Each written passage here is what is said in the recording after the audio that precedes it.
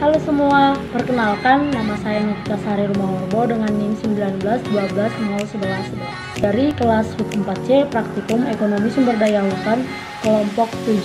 Jadi di video ini saya akan membahas mengenai identifikasi pemanfaatan ekonomi satwa liar.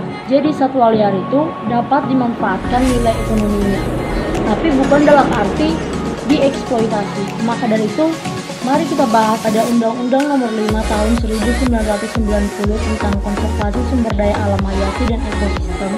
Dijelaskan bahwa satwa liar adalah semua binatang yang hidup di darat dan atau air dan atau di udara yang masih mempunyai sifat-sifat liar, baik yang hidup bebas maupun yang dipelihara oleh manusia.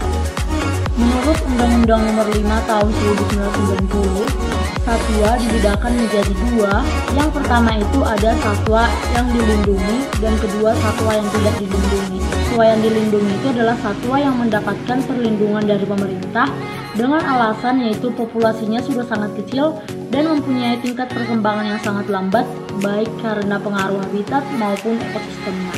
Sedangkan satwa yang tidak dilindungi itu mempunyai jumlah populasi yang masih banyak dan masih mudah untuk ditemukan. Indonesia dikenal sebagai negara mega biodiversity karena tentu ada alasannya. Menurut Satuan Pusat Monitoring Konservasi Dunia, The World Conservation Monitoring Center, kekayaan keanekaragaman hayati Indonesia antara lain 3.305 spesies amfibi, burung, mamalia, dan reptil.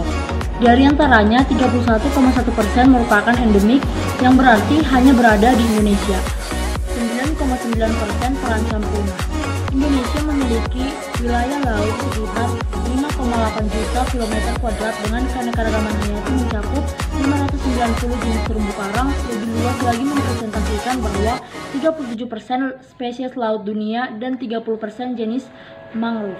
Menurut Zamzami dan teman-temannya pada tahun 2020 dijelaskan bahwa keanekaragaman flora dan fauna disebut sebagai salah satu modal dan daya tarik bagi pengembangan. Adapun maksud daripada sebagai salah satu modal dan daya tarik bagi pengembangan yaitu di mana keanekaragaman satwa liar tersebut dapat dijadikan suatu hal yang dapat dikembangkan untuk kepentingan yang intinya itu untuk pemanfaatan ekonomi. Saat ini perlindungan satwa atau hidupan liar itu diatur dalam instrumen hukum internasional seperti Convention on International Trade in Endangered Species of Wild Fauna and Flora atau biasa disingkat dengan CITES atau biasa kita bilang dengan CITES tahun 1973. Sedangkan di Indonesia sendiri terdapat peraturan yang mengatur perlindungan dan pemanfaatan satwa liar seperti pada Undang-Undang Nomor 5 Tahun 1990 tentang Konservasi Sumber Daya Alam Hayati dan Ekosistemnya.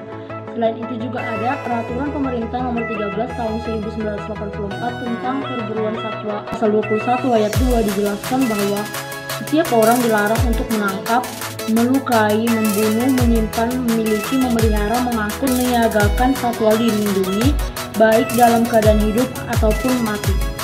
Nah, ada juga itu pada Peraturan Pemerintah Indonesia Nomor 8 Tahun 1999 tentang pemanfaatan jenis tumbuhan dan satwa liar.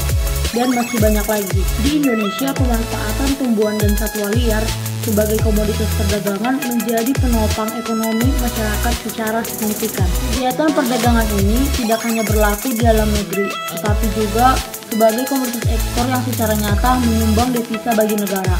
Komoditas tersebut ada yang diambil dari habitat alam dan ada juga yang diusahakan di luar habitatnya.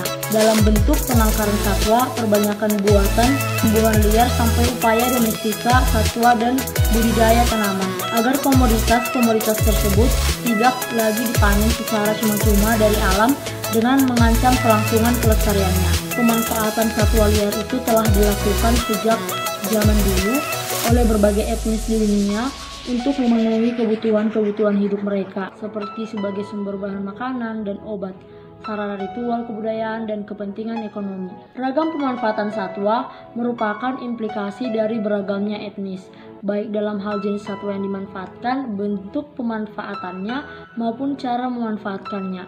Menurut pendapat Novrianto dan teman-temannya tahun 2014, mereka menyatakan bahwa keragaman pemanfaatannya mendorong terbentuknya pola dalam pemanfaatan satwa tersebut, yaitu sistem atau cara kerja dalam sebuah bentuk tetap dalam memanfaatkan berbagai jenis satwa. Salah satu satwa liar yang pemanfaatan ekonominya juga cukup tinggi yaitu anoa dengan nama latin Bubalus sp. Anoa sendiri ada dua jenis, satu anoa dataran rendah dan satu lagi itu anoa pegunungan. Perbedaan antara kedua jenis anoa ini yaitu anoa dataran rendah memiliki ukuran tubuh yang relatif lebih kecil dengan ekor yang lebih pendek dan lembut serta memiliki tanduk yang berbentuk melingkar.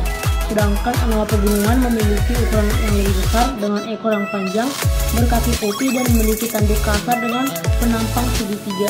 Anoa merupakan salah satu jenis hewan endemik dari Sulawesi, khususnya itu Sulawesi Tenggara. Hal tersebutlah yang mendasari satwa tersebut dijadikan sebagai maskot dari Provinsi Sulawesi Tenggara.